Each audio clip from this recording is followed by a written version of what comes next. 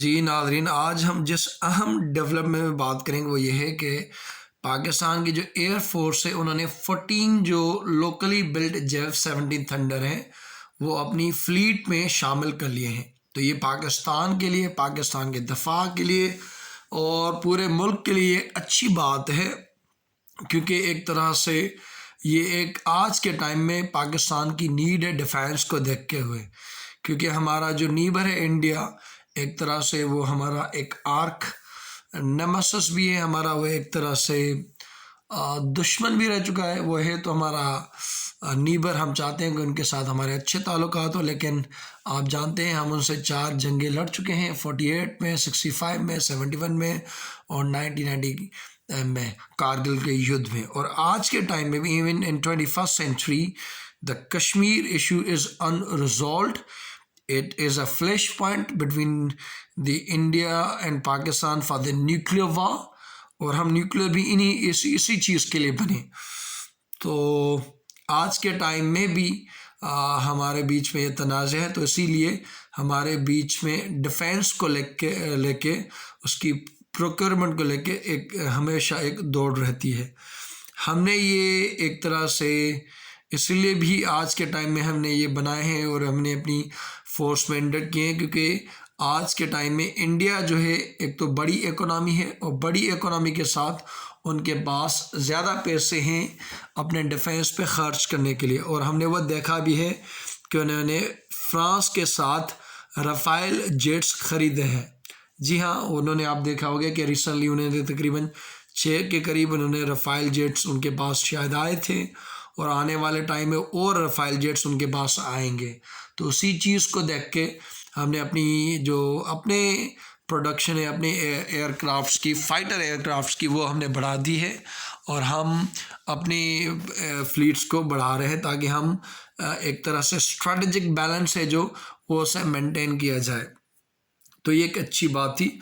आपको ये जानने की आपको ये जानना चाहिए कि आज के टाइम में जैसे ही एक पुलवामा इंसिडेंट हुआ था और बालाकोट स्ट्राइक्स हुई थी, इंडियन एयरफोर्स में 1971 के बाद उन्होंने पहली दफ़ा एक तरह से, एक तो उन्होंने उनकी जो एयरफोर्स थी उन्होंने 1971 में उन्होंने एक तरह से क्रॉस किया था पाकिस्तान के टेरिटरीज़ को, लेकिन एक तरह से 2019 में ये 71 के बाद था कि उन्होंने हमारी टेरिटरी की स्पेस की जो वायलेशन थी वो की थी।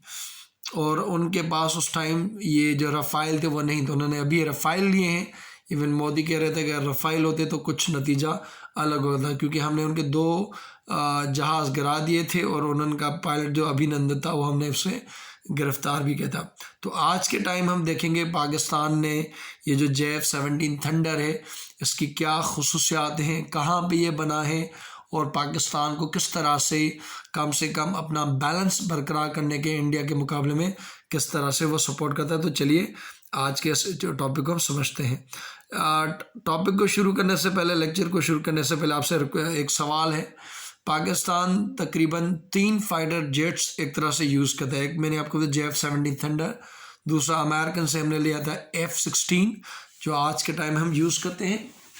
थर्ड को आपको नीचे कमेंट में बताना है कि थर्ड पे हम वो कौन सा फाइटर जेट है जो हम यूज़ करते हैं। चलो कंट्री में बता फ्रांस से हमने वो लिए थे, आप बता दें उस फाइटर एयरक्राफ्ट का नाम जो कि हम यूज़ करते हैं। अब हम ये कुछ न्यूज़ में डेवलपमेंट देखेंगे कि वो क्या कह रहे हैं कि air force index 14 locally built Jeff 17 thunder. ये अच्छी बात यह है कि लोकल बिल्ट है, क्योंकि हमने इनको पाकिस्तान के अंदर बनाया है, पाकिस्तान में उनकी एक तरह से उनकी प्रोडक्शन की है। ये एक अच्छी बात है कि हमें दूसरे कंट्री पर निर्भर नहीं करना पड़ता, लेकिन इसमें कोई शक नहीं कि ये चाइना की मदद से हमने किया है, चाइना के साथ मिलकर हमने किया है। उस सवाल के अलावा मैं आपसे एक और सवाल पूछता हूँ जो आप नीचे कमेंट में बताएंगे कि पाकिस्तान के अलावा जेफ 17 थंडर और कौन यूज़ करा है। आपको ये बताना है कि JF-17 जो थंडर है पाकिस्तान के अलावा वो कौन से कंट्रीज़ हैं जिनके पास ये मौजूद है, या वो कंट्रीज़ जो इसे ख़रीदना चाहते हैं पाकिस्तान से। ये एक और द ट्रिब्यून की न्यूज़पेपर की एक हेडलाइन है जहाँ पे वो कह रहे हैं पाकिस्तान इंडेक्स 14 ड्यूअल सीट।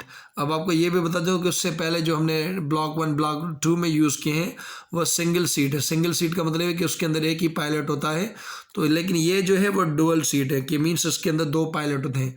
अब एयरक्राफ्ट, फाइटर एयरक्राफ्ट के अंदर जब 2 पायलट होते हैं तो वो अमूमन उनके जो रोल्स होते हैं वो अलग अलग होते हैं। एक गालबन से उड़ाता है तो दूसरा क्या करता है कि जो निशान वगैरह है वो लेता है कि अगर कुछ अटैक करना है, कुछ करना है, तो वो उस तरह से उनके रोल्स होते हैं वो डिवाइड होते हैं। एक फ्लाई करता है तो दूसरा टारगेट वगैरह को एक तरह से इंगेज करता है। तो ये डुअल सीट, उससे पहले जो थे हमारे सिंगल सीट थे, ये जो है वो डुअल है। एक और ये एक इंडिया के चैनल है वियोन, एक तरह से हमेशा लगा रहता है पाकिस्तान की नेगेटिव प्रोपेगेंडा करने के लिए। आप हाइब्रिड वारफेयर के कॉन्सेप्ट में लिख सकते हैं। उन्होंने लिखा है Pakistan air force to induct indigenous build China से J-17 थंडर फाइटर जेट। अब ये कहते हैं कि पाकिस्तान का नहीं, ये चाइना का है। चाइना की असिस्टेंट्स होती हैं, चाइना इस तरह से हमें सपोर्ट करता है, लेकिन ये फुली तौर पे पाकिस्तान बनाता है, उसे ओन भी करता है। अब यहाँ पे उस पाकिस्तान के J-17 थंडर की कुछ हम हिस्ट्री देख लेते हैं कि इसकी हिस्ट्री क्या है, फिर हम इसे आगे हम कवर करेंगे उस हिसाब से। ये जो है J-17 थंडर, ये प्राइमरी पाकिस्तान की एयरफोर्स के अंदर यूज़ होता है, उसकी प्रोडक्ट है। ये मल्टी रोल कॉम्बैट एयरक्राफ्ट है। कॉम्बैट मीन्स कि ये आपके फाइटर हैं, ये आपको ये नहीं कि आप आपसे कमर्शियल फ्लाई वगैरह के यूज़ करते हैं, ये एक फाइटर प्लेन है, आप अपनी फाइटिंग वगैरह के लिए यूज़ करते हैं।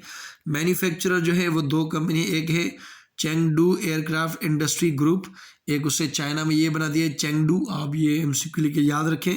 और पाकिस्तान के अंदर से बनाता है पाकिस्तान एरोनॉटिकल कॉम्प्लेक्स। जी हाँ, ये पैक है, आप याद रख लें। पाकिस्तान एरोनॉटिकल कॉम्प्लेक्स के अंदर इसकी प्रोडक्शन होती है। फर्स्ट फ्लाइट जो थी वो 25 अगस्त 2003 में थी, 70 ईयर्स अगो। इंट्रोडक्शन जो था वो 12 मार्च 2017 को हुआ। आज के टाइम में सर्विस में यूज़ होता है। कौन इसे यूज़ करता है, प्राइमरी यूज़र कौन सा है, पाकिस्तान एयरफोर्स। चाइना ने प्रोड्यूस किया था 2007 में और आज भी वो करता है उसे। पाकिस्तान ने जनवरी 2008 में किया था और आज भी प्रोड्यूस करता है। तकरीबन हमने कितने बिल्ड कर लिए, 150 के करीब ये बिल्ड हो चुके हैं, 150 के करीब।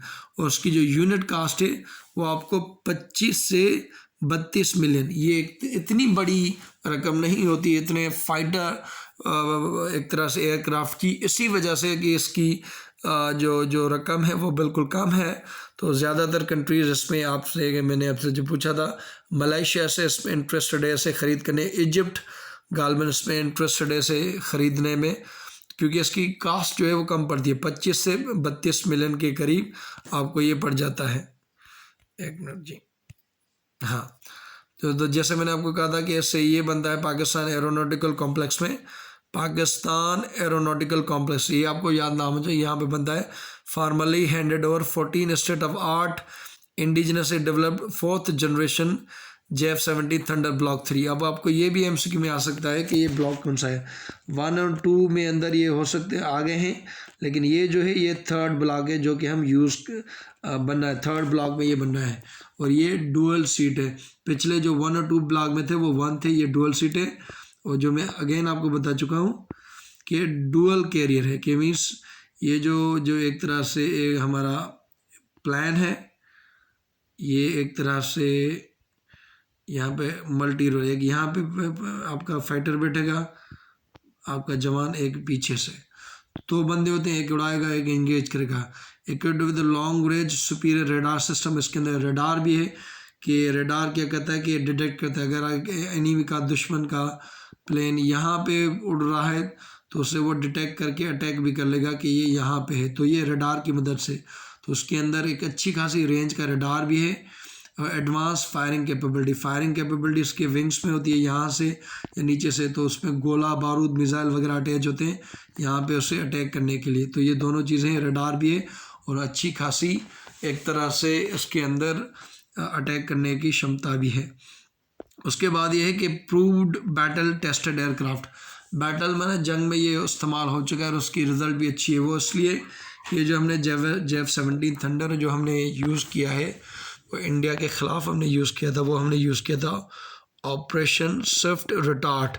ये जो इंडिया के ख़िलाफ़ बालाकोट स्ट्राइक के बाद हमने जो रिप्लाई किया था वो हमने उसका ऑपरेशन का नाम था operation Swift retort. Indian force ने जब वायोलेशन की थी 27 फरवरी 2019 के अंदर। और ये आज के टाइम में जैसे मैंने कहा कि पाकिस्तान के रिसोर्सेज बिल्कुल मिनिमम है, तो हमारी जो चैलेंजेस हैं उनको ये मीट करता है लिमिटेड रिसोर्सेज के साथ और ऑप्टिमम आउटकम के साथ।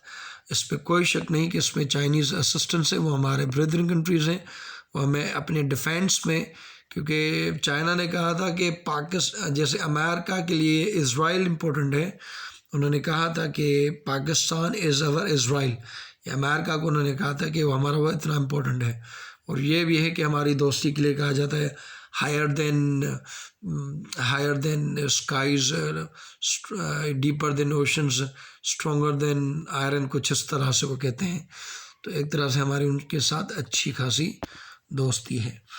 आज के टाइम में ये पाकिस्तान के लिए अच्छी खबर है कि हम अपना एक एयरक्राफ्ट बनाते हैं, उसकी एक अच्छी खासी रिज़ल्ट आई है, और ये पाकिस्तान के लिए अच्छी बात है। और हमें दुआ करनी चाहिए कि ऐसी चीज़ें और होनी चाहिए और मेहनत करनी चाहिए ताकि हम ऐसे अच्छे एयरक्राफ्ट वगैरह बना पाएँ।